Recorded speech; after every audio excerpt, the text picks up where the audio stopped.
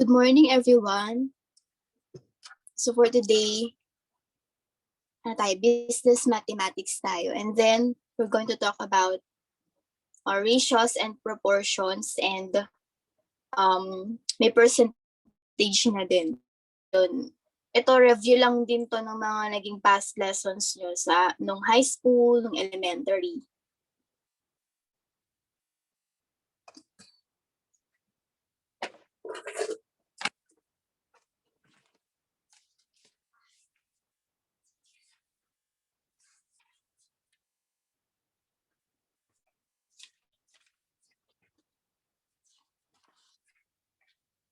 And so, chapter 3, ratios, and percentage, ratio, and proportion. And at the end of this discussion, we should be able to compare and differentiate ratio and rate. And then write proportions illustrating a real-life situation. Yan. And then identify different kinds of proportions. And should be able to solve problems involving direct, inverse, and partitive proportion. Yan. So let's have a recap. And ratios are comparison made between two sets of numbers. For example, there are 8 girls and 7 boys in a class. So the ratio will be 8:7. So 8 girls is to 7 boys.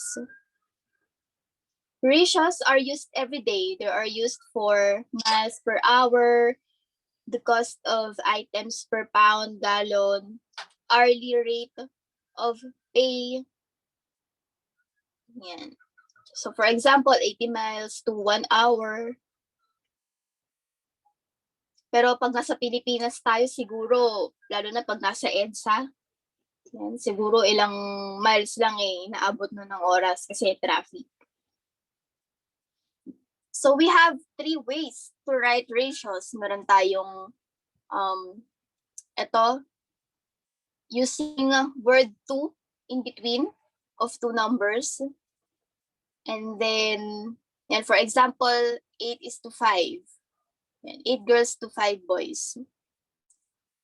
Writing ratio using a colon between 2 numbers. Yan. Instead of 3:4, yan, magiging ano na siya, may colon na siya sa gitna. Write a ratio as a fraction. Yan, pwede rin yun. So, for example, Hunter and Brandon were playing basketball. Brandon scored 5 baskets and Hunter scored 6 baskets.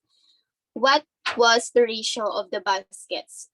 Hunter scored to the basket, Brandon scored. So, syempre, normally, kung sino yung unang name or yung subject na binabanggit, ayun yung unang number. Yan. For example, dito, Hunter, 6 baskets. So, nasa unahan siya. 6 basket is to 5 basket. Yan. For example, ito, write the ratio in 3 different ways. There are 13 boys and 17 girls. So, meron tayong 13:17. Meron na may isa colon. And then may fraction.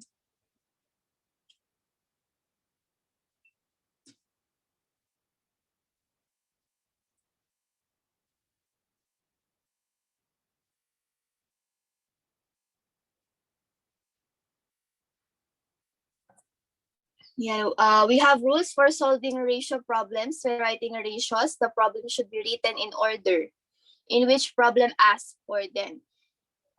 So for example, there are 4 girls and 7 boys. What is the ratio of girls to boys? So syempre, unahin natin yung girls and then saka tayo sa boys. Yan. So magiging 4 girls to 7 boys and then with a colon and then fraction.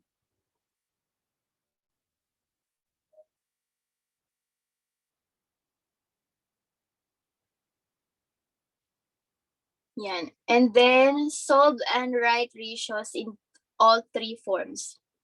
The Panthers played 15 games this season. They won 3 games. What is the ratio of games won to games played? Ayan, so merong 15 games, tapos meron namang 13 na napanalunan. Ano daw yung panalo? Yung won to games played. So, 13 is to 15. Yan, or 13 over 15.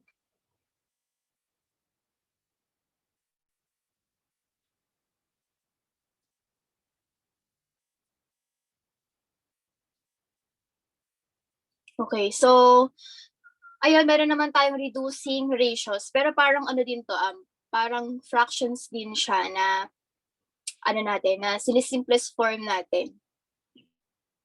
Yan. Ratios can be reduced without changing the relationship. For example, 2 boys to 4 girls. Yan. Pag nireduce natin siya, magiging 1 boy to 2 girls.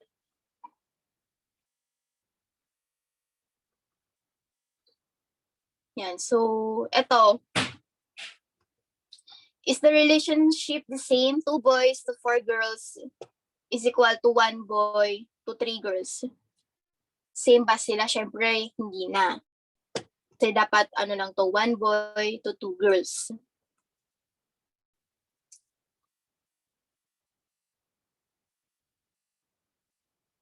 Yan.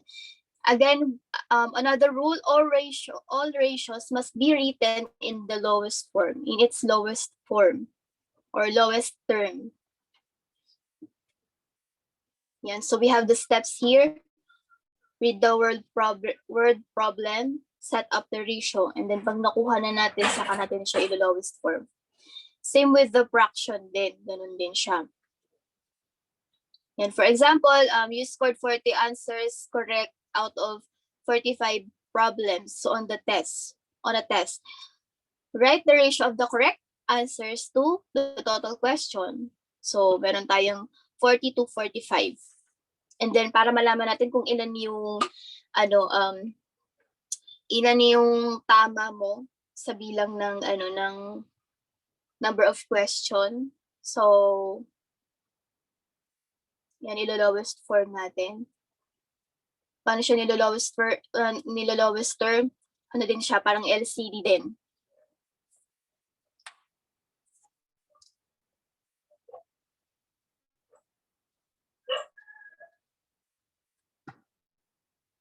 Yan, both i-divide natin sa 5. So, meron tayong 8 over 9. So, ang ano natin dito, ang interpretation natin, every 9 question, meron kang 8 na tama. Or pwede rin naman every isang mali. Ganun.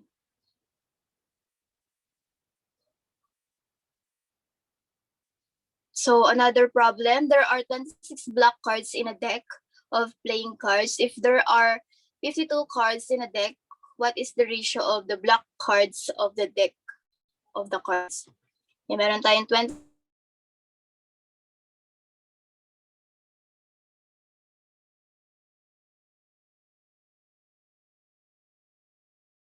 6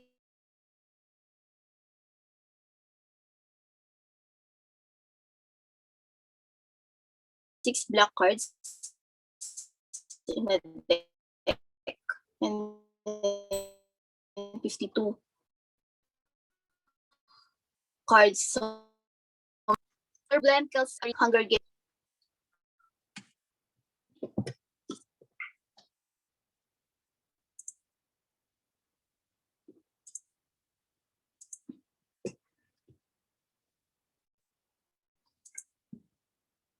Yan, so reconnecting.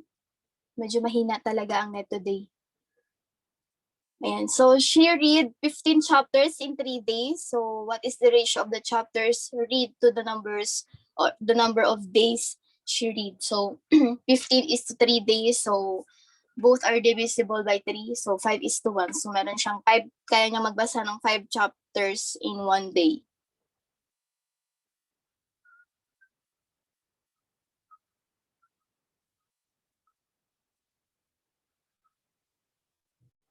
Yan. So, Another one is the proportions. When we say proportions, proportions are two ratios of equal value. Yan. So, alin dito yung... Yan. Are these ratios saying the same thing? Naman. Tama naman. For 1/4.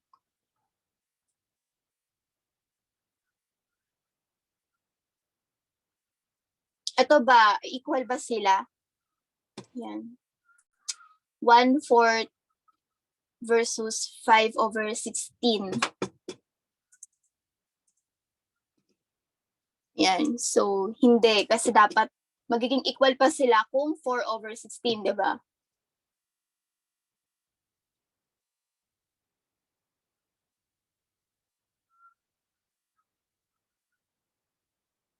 Yan. Determining true proportion. Yan. Para ma-determine natin kung ano sila, kung equal ba talaga sila, magko-cross multiply tayo. So, yung numerator ng unang ratio, i-multiply natin sa denominator ng second ratio. And then, yung numerator ng second ratio, i-multiply natin sa denominator ng first ratio. So, if both are same, and then, ano sila, proportion sila.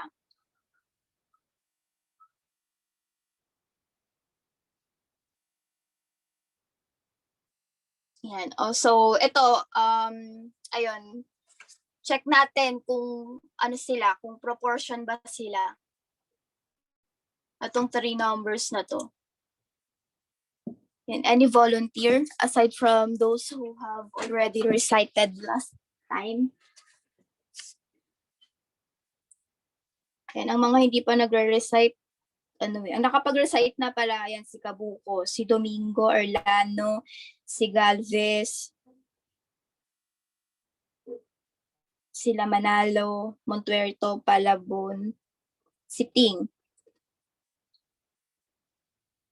Pwede ng iba din. Check nyo lang kung ano sila, kung isolve lang natin kung ano, kung proportion ba sila. Walang mag-volunteer, walang ano, walang may gusto. Yes? Ma'am, number 1 po. O sige. Wala na bang iba? Maliban dun sa mga nabanggit kong pangalan kanina? Okay, si Miranda daw muna. Sige, si Miranda daw muna sa 1, pagbigyan natin. And then, sino pa? Sino ba yun nandito? Yan, si Villarin.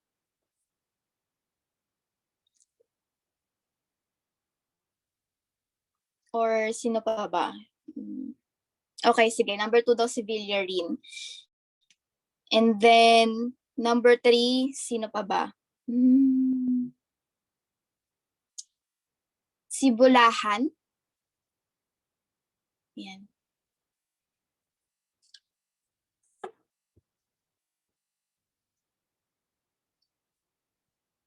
Ayun.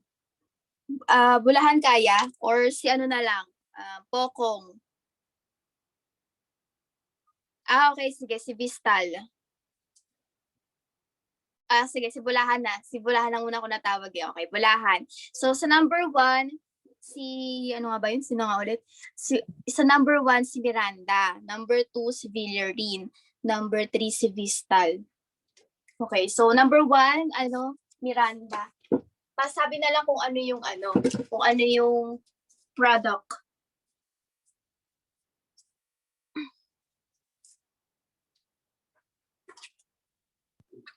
Ma'am, dun po sa sa number 1, cross multiplication, 3 times 25 is equals to 75.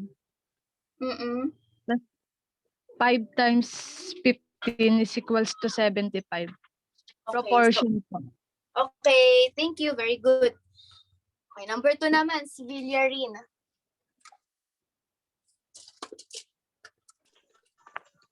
Hello po. Ano po, same lang po sila 400 56. Okay.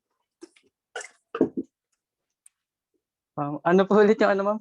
Ano pa yun? Proportion. Ay, Okay. proportion. Okay, thank you. Sa number 3 naman, bulahan. Ma'am, not proportion po. Oo nga, mukha nga kasi Kasi anong po- product? Cross multiplication po yung ginamit ko, ma'am. Mm-mm.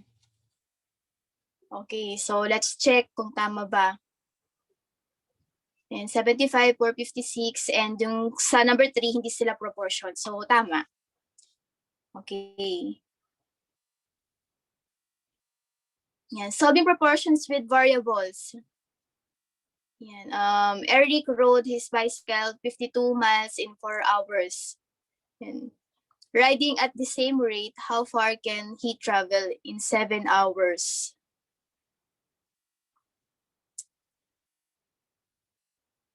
Yan, parang ano to, hahanapin natin kung ilang miles na yung na-ride niya in 7 hours if ano yan, he can ride 52 miles in 4 hours.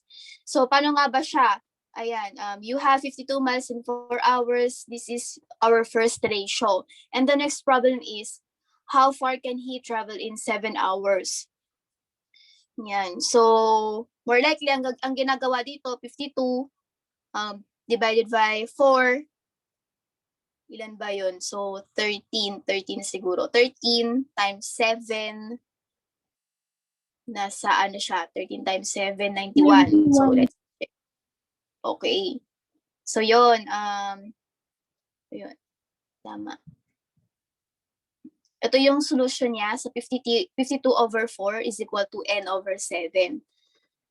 And then, saka natin isa-solve yung n. Yan. So, first, cross-multiply daw. Divided by both sides by the number connected to the variable. And then, check the answer to see if it makes a true proportion. Para na ma-check lang natin kung proportion pa rin yung sagot. Yan. So, 52 times 7, ang ginawa niya, 364. Tapos, 4 is equal to n for n. Yan, ganito pala siya mag-solve. Pero yun, yung minsan, yun ang ginagawa ko, dinidivide ko muna, 52 over 4, tapos saka ko minumultiply sa 7. Pwede din yun. Depende rin sa diskarte nyo. Tapos ito naman, ang ginawa niya, another solution, nagko-cross multiply siya, tsaka niya dinidivide. Yan, tsaka niya, tinatanggal yung number kasama nung n para n na lang yung matitira.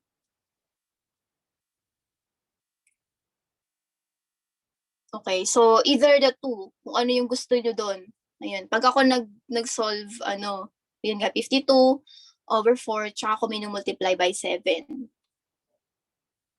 Ito naman, ang ginawa niya, 52 times 7, saka niya dinivide by 4.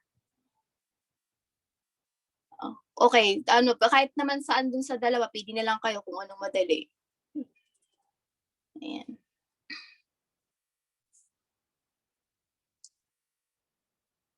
Okay.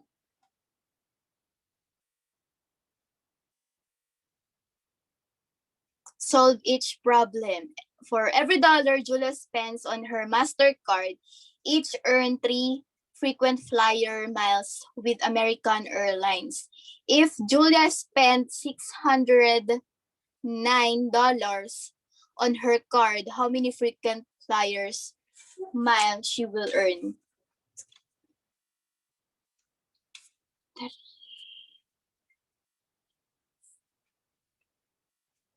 Sino pang di nagre-recite? Si Miran. Sino pa andito na hindi pa nagre-recite? Ayan, si Pokong. Kahit type mo lang yung sagot. Yan.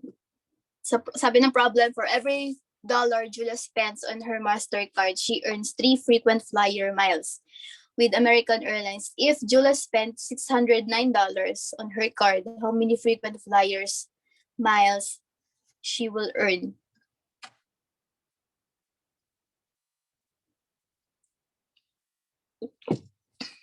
Any volunteer aside from dun sa mga naka-recite na? Sino pa ba?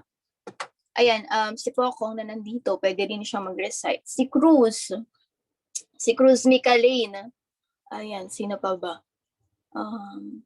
Si De La Torre. Ayan, recite. Si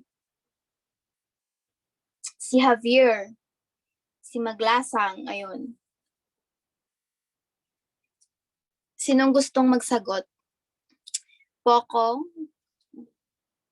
Madali lang to. Baka wala si Pokong. Si De La Torre.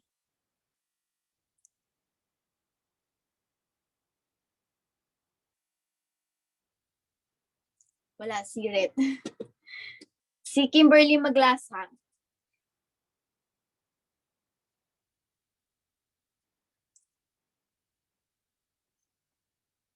Okay, pwede rin naman si Ganoza.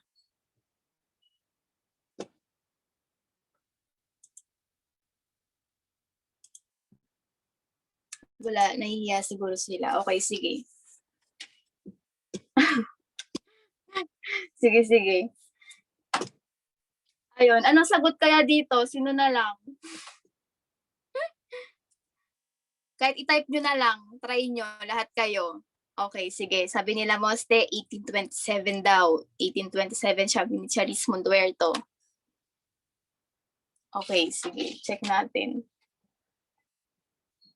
Sabi niya, sabi niya, every $1, meron siyang 3 frequent flyers. So, meron tayong unang unang ratio, yung 1/3.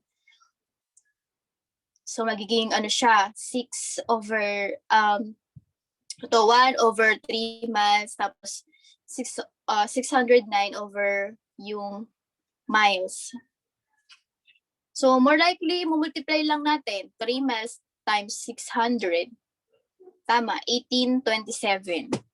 Oh, kayang-kaya nating i-mental. 1827. So, all are correct. Yan, sila Mostes, si Menduerto.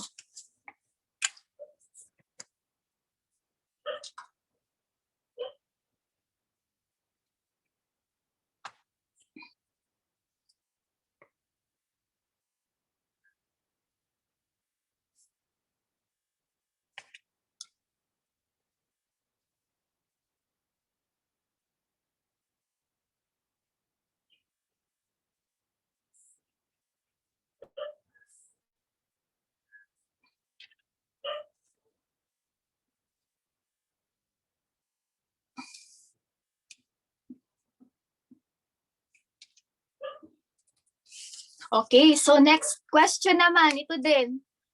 Number 1, Justin's car uses 40 gallons of gas to drive 250 miles. At this rate, approximately, how many gallons of gas will he need to trip 600 miles?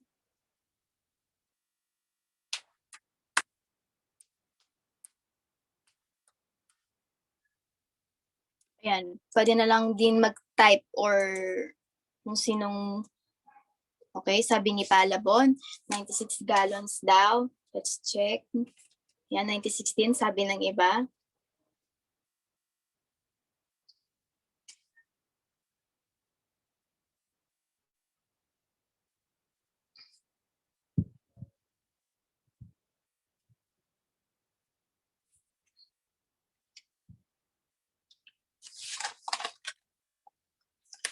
Okay. Tapos sa number 3 naman, if 3 gallons of milk cost $9, how many jugs can you buy for $450?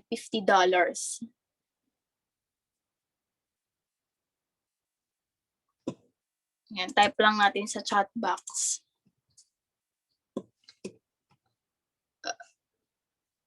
$3 gallons of milk cost $9. Ilang gallons?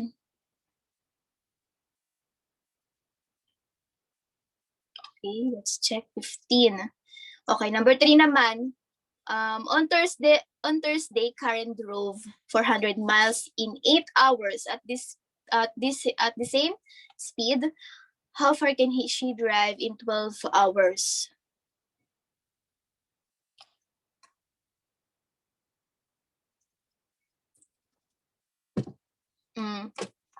Yes, check natin. Ayan. So, sa unang question, nag-cross multiply siya. 40 gallons of gas to drive 250. How many gallons will he need for a trip of 600 miles?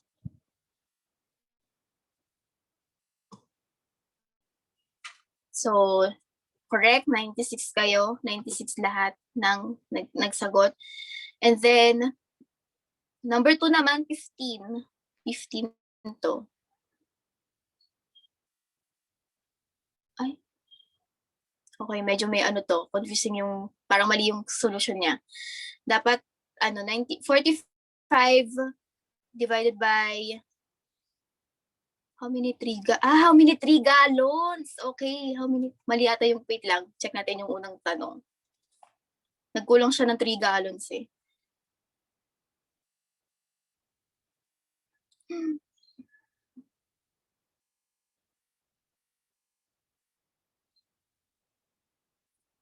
Wait lang. Hanapin natin yung question.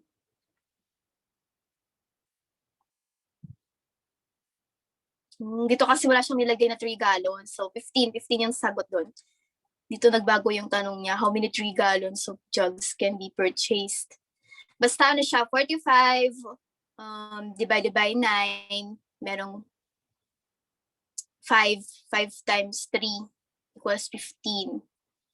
Pero pag ito yung tanong, since how many 3 gallons na daw, i-divide na lang natin to, 45 over 9, so meron tayong 5.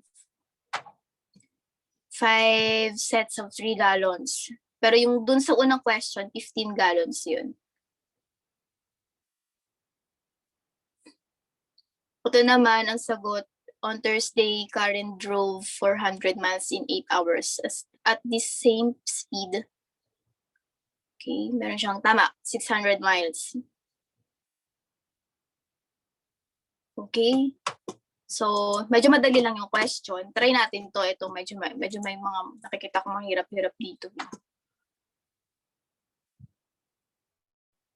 Yan. So, recap ulit tayo. Ang ratio, meron siyang fraction, merong colon, tapos may gumagamit ng 2. Pero, kadalasan pag ratio, ang ginagamit talaga yung may colon eh.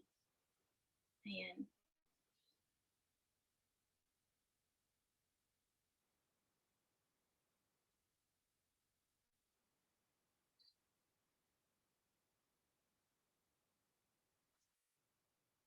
Ayan. And also, meron ding mga ratio na tigda-3, tigda-4, hindi lang tigda-2. For example, ito, 75 is to 60 is to 45. Makikita natin to sa mga boxes na, ayan, sa mga box, ayan, or sa height ng, siguro ng bahay, yan, pag sinasabi kung kung gaano kalaki yung bahay, ganun. So, hindi lang 2 numbers yung pwede nating i-ratio, pwedeng 3.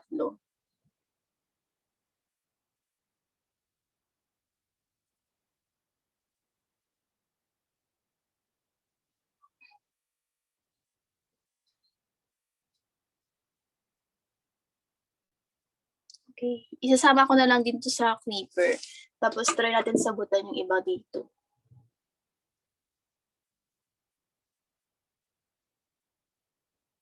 Okay, dito madali lang to, mga 36 is to 12. Ganito, ayan, as a fraction and using a colon, make sure lang na na nasa siya, lowest term or lowest form or yung simplest form. Hindi na siya divisible by any number.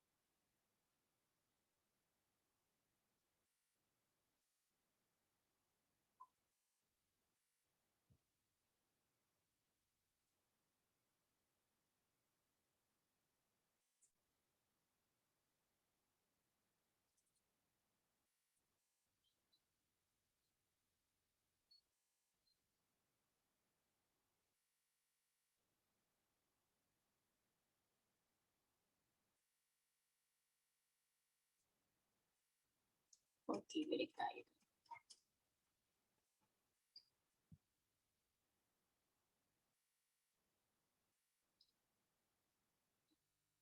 Okay, so meron tayo ditong yung number 3, tapos 4, 5, 6, 7, 8, 9, 10, 11.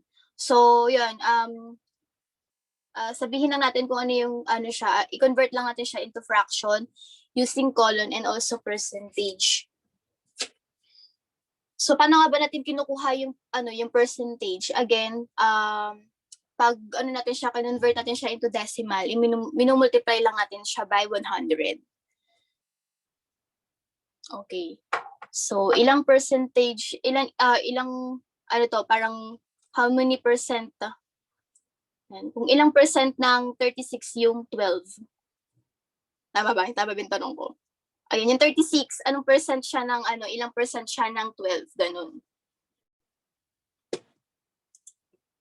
So, for example, sa una muna, ako muna yung sa number 3. So, 36 is to 12. Ayan, pag kinonvert ko siya as a fraction, di ba 36 over 12 siya, and pag sinimplest form natin siya, or yung lowest term, magiging 3 over 1. Tapos, using a colon, 3 is to 1. And then, pag kinonvert ko siya sa percentage, magiging 300%. Okay? So, ang sasabihin natin, yung fraction, yung colon, and then yung percentage. Okay. So, sa number 4, sino yung gustong magsagot?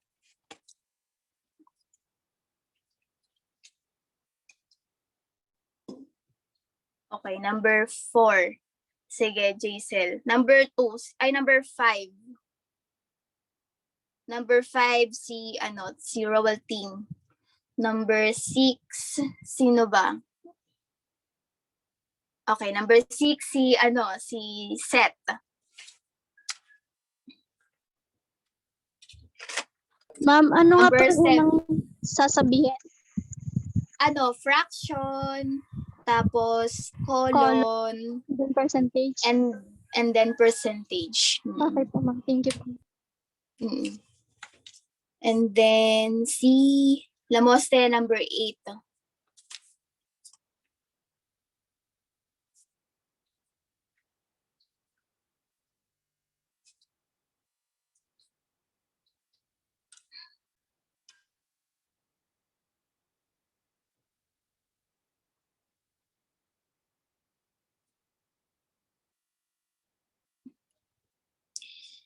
Si Villary, number 9. Number 10. May gusto ba kay number 10?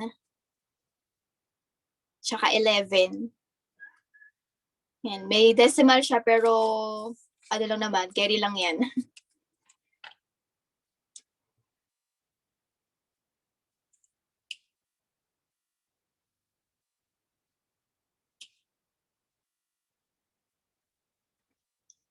Okay, sige.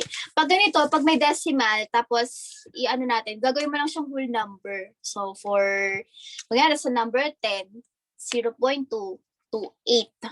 Para malaman natin kung kunyari, kung mali mo tao pala yung pinag-uusapan dito, hindi naman siya pwede maging 0.2. So, ang mangyayari niyan, magiging 1:40 siya. Ganun. Kasi yung 1 divided by 0.2 is 5 times 8, 40. So, magiging 1:40 siya. Ganun. Same then with tawag dito. With 72 is to 1.2. Siguro i-whole number mo din yung 1.2.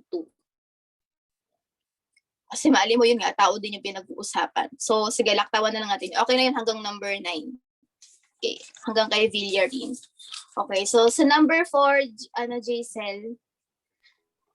Yung number 4 po, yung fraction ko is 2 over 1. And then yung colon ko po is 2:1. And then yung percentage ko po is 200%. Okay, thank you. Sa number 5, si Rowell Team. Yung fraction ko po 8/5. Yung colon ko po 8:5.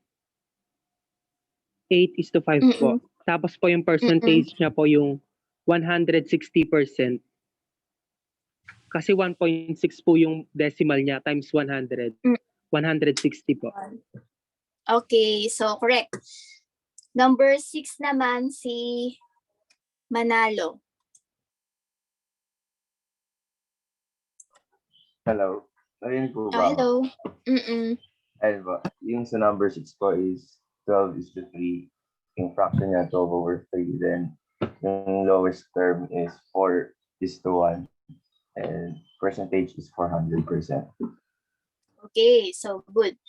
Number 7 naman si... Sabi number 7. Number 7. Ay, wala pa na number 7. Okay, sino yung number 7?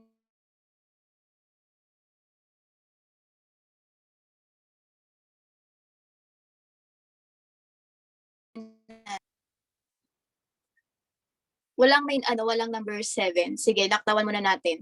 Number 8. Sino yung number 8? Sila Moste. Ano po yung fraction ko, ma'am? 8/32. Tapos yung colon ko 1/4. Okay, 1/4. Okay, 1/4. Tapos yung column mo. 1:4. And then percentage. Magpa-percentage po ba yung hindi whole number? Oh yes, pwede siyang i-percentage. Yun nga lang, less than 100% na siya. Try mo, i-gawing decimal siya. I-convert mo into decimal. Lang po, ma'am.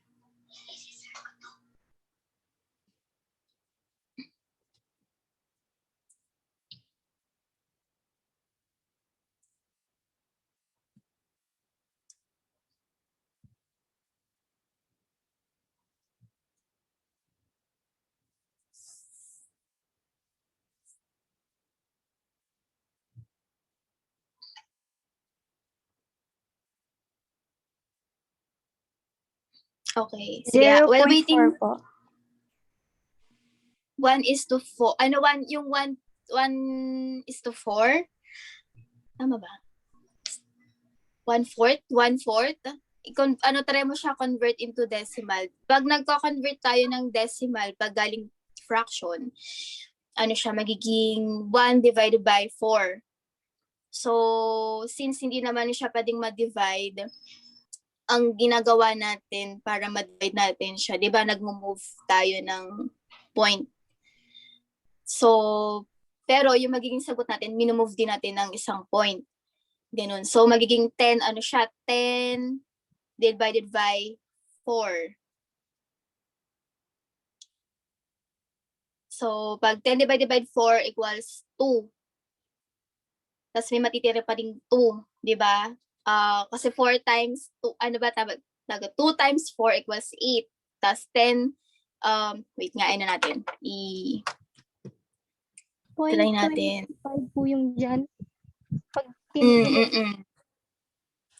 Ayun. Oo, tama.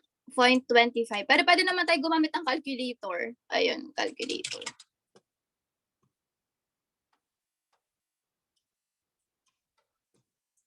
Yan, gamit na lang tayo ng calculator. Pag dinivide natin yung, pag ginawa natin decimal yung isang fraction, parang dinidivide lang din natin yung numerator by the denominator. So, kung 1:4, siya, magiging 1 divided by 4 equals 0.25 siya. So, pag ganito, pag percentage natin, minumultiply lang natin siya ng by 100 para makuha natin yung percentage. So, times 100, nagiging 25%. So, for number 8, 25% tayo. So, yun. Pag fraction, 1/4, colon, 1:4, and then, kumbaga pag yung decimal niya, 0.25, Tapos pag percentage, 25%. Okay. So, number 9 na tayo kay Villarina. Fraction po ma'am, 8/1 colon 8:1. Tapos sa last po, 800% po. Okay, so correct. Ayun. So alam naman na natin kung paano gumamit ng percentage. Ganun lang siya, parang from decimal, multiply lang natin by 100.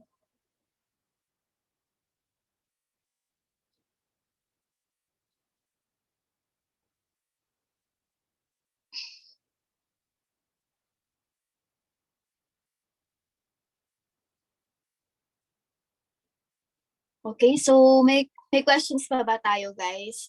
Yung muna, since marami kayong sinasagutan, feel ko next time ko na lang i-discuss yung mathematics of buying and selling para tapos na yung mga basic na na topics natin sa business math.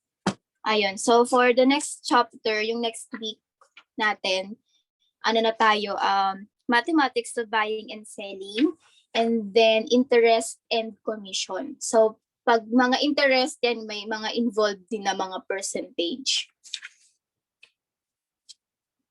Okay, tapos pag may mga markup, margin, and markdown, more likely may mga din yan, mga proportion din dyan, tsaka ratio. So, may question ba, guys? Medyo madali pa yung mga natin. Madali pa yung topic natin sa business math. Yung chapter 1 to 3 natin. Ayun. Parang, na lang, pahinga nyo na lang siya.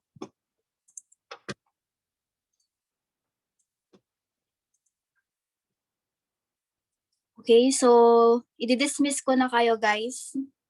Ayun, and nga pala, bago tayo bago ko i-end yung yung discussion, yung assignment nyo or yung group work nyo sa accounting, kailangan mapasa nyo siya hanggang Monday night, or hanggat hindi ko pa na-discuss, pwede nyo pa siyang ipasa. Group work naman yun. So yung groupings nyo, yun na lang din, same na lang din with Miss Ron para hindi na kayo gumagawa pa ng panibagong group chat. Ayun. So yung ibang group na may halong gas, okay lang yun. Wag nyo na lang idama yung gas dun sa group work nyo. Okay lang kahit kayo na lang. Ayun. Pag may question kayo doon, ayun, magtanong lang kayo sa akin. Ayun. Pero meron akong mga part doon na hindi ko sasabihin yung sagot. Siguro yung mga lang, yung mga madadali lang, yung medyo nalito lang kayo ng onte, ganun. Okay. So, ang requirements natin doon, gagawa lang kayo ng journal entries, and then prepare nyo yung financial statement or yung financial position. So, may guideline naman tayo dun sa paggawa ng financial position. Nandun din naman siya sa sa study guide natin or dun sa PowerPoint natin, andun din naman siya. Ayun. So, gayahin mo lang yung format nun. So, ang gagamitin natin ay yung yung report form. Okay, so and then i-discuss natin 'yon next week. Kaya kailangan nyo siyang sagutan din agad.